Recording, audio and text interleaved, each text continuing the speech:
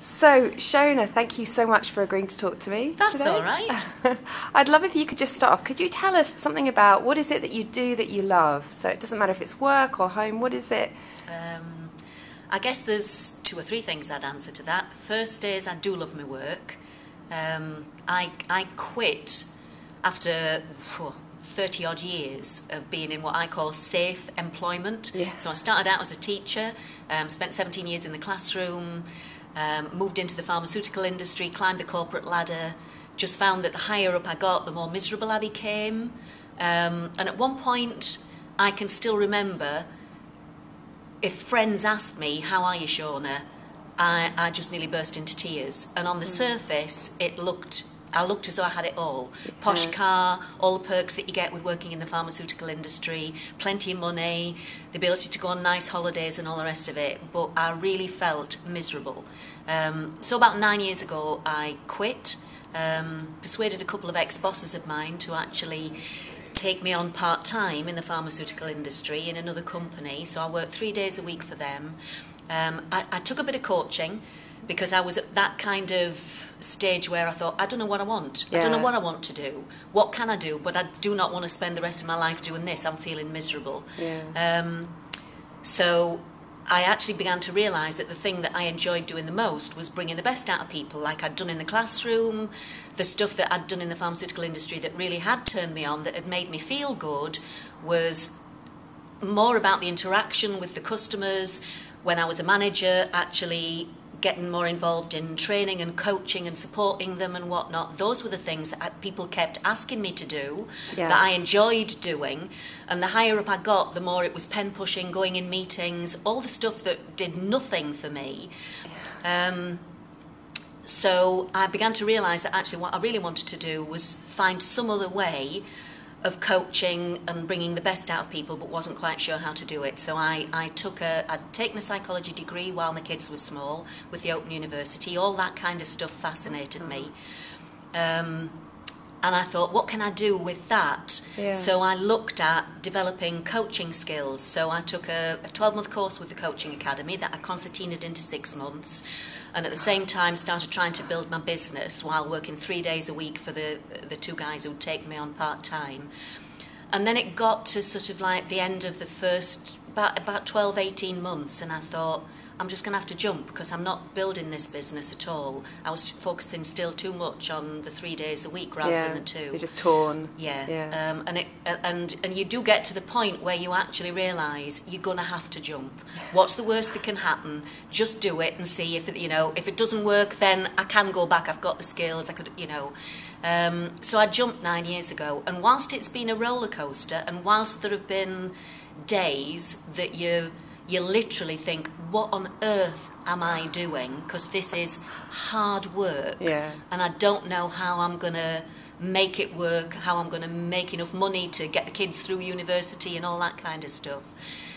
The days that I was doing my thing, either creating courses or thinking about how to work with clients or actually working with clients themselves, I loved that bit so much that was the thing that kept me going. So I guess work is one thing. In answer to that question, work is one thing that I actually love. So I suppose I still look and think what my naive first goal was to earn as much as I earned in the pharmaceutical industry, and that would be fine. And I look back and realise how naive I was. I share that goal. I was naive not just in what I was, being able to earn as much as I earned in the pharmaceutical industry, because I was on a damn good wage. I was naive in that, and I was naive thinking that it was going to be sort of safe or secure or easy or, any of those things. But actually, I've begun, 2 things I learned. The first was that on the days when I found myself mentally thinking, shall I just go back to the security of a paycheck at the end of the month? I actually began to realise that colleagues that I'd had in the pharmaceutical industry, which was changing rapidly in the company that I used to work with, there were people being laid off, there were massive restructures, there was massive uncertainty. And I actually began to realise it's physician heal thyself, isn't it? What you teach others, that actually security is an illusion, doesn't exist. Yeah. And so for me, as long as I, and what was more important was that actually I felt I was doing what I was skilled at doing. Yes. And not the pen pushing and the stuff that frustrated me. When I was actually doing the work and working with clients and doing the creative bit, that's when I was, you know, I was happy. That's when I felt really good, and I'd come home buzzing, or I'd feel really great when I shut the office door because I'd created something ready for a client that I was going to work with, and I'd be feeling really excited to the point where I was wanting to get, you know, I was wanting the day to come to work with the client because I'm thinking, I want to see how this works and I want to see what the feedback is and so on. So I love that. And whilst it's still not easy, whilst it's still a bit of a roller coaster, I've kind of come to terms with that because I've realised what's more important is that I'm actually playing to my strengths, and I'm doing the things that matter to me the most. And then you're in flow when you're doing all of those things. Yes. So one of the things that strikes me is that I meet a lot of people who say they want it to be different, but those things like security and the benefits and everything have this, you know, hold. Yeah. And I'm just curious, so if you met someone that was stuck and wanting to make a change but had those fears, what advice would you give them?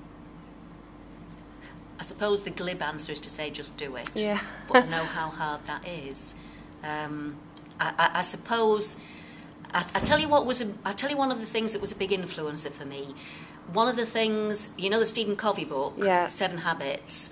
And I think that's a really dry. I recommend that to clients and to people that I work with, but I'll actually say to them, don't buy the book, because even for somebody who's a sado like me, who takes psychology and management books on holiday, I think that book is quite a hard book to plough through. Yeah. But there's an audio version of it. And in the early parts of that book, one of the things that really profoundly affected me when I listened to the audio version, which hadn't affected me when I read it, but the audio version did it for me, so I definitely recommend it, is when Covey talks about the funeral bit. And you might remember that. Yeah. And he says, imagine yourself getting ready to go to somebody's funeral. Imagine yourself getting, you know, your clothes on, looking in the mirror, checking your hat, getting in the car, driving to the church, sitting on the pew, waiting for the ceremony to begin, and you look around and you suddenly realise it's your funeral. And there are going to be 4 people who are going to speak about you. And one of them will be your partner or spouse, or a close member of your family. One will be a close friend. One will be somebody from your work, and one will be somebody from your wider community. What do you want them to say?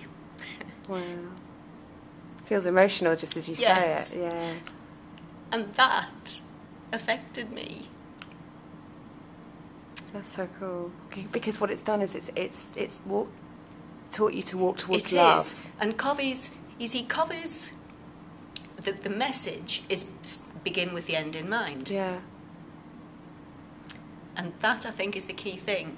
It's almost like future forwarding.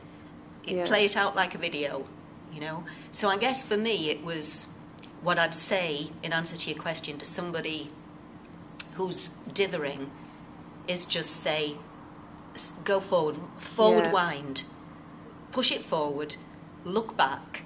Imagine yourself in the rocking chair, however you want to do it at the funeral. There's loads of different sort of techniques for doing that, but sit in that place so many years ahead, look back and say, how am I going to feel if I haven't? Yeah. If I hadn't done that, if I didn't have the courage to do that, how am I going to feel? Shona, you inspire me. Thank you so much for sharing that. You're not going to put this on a thing, are you?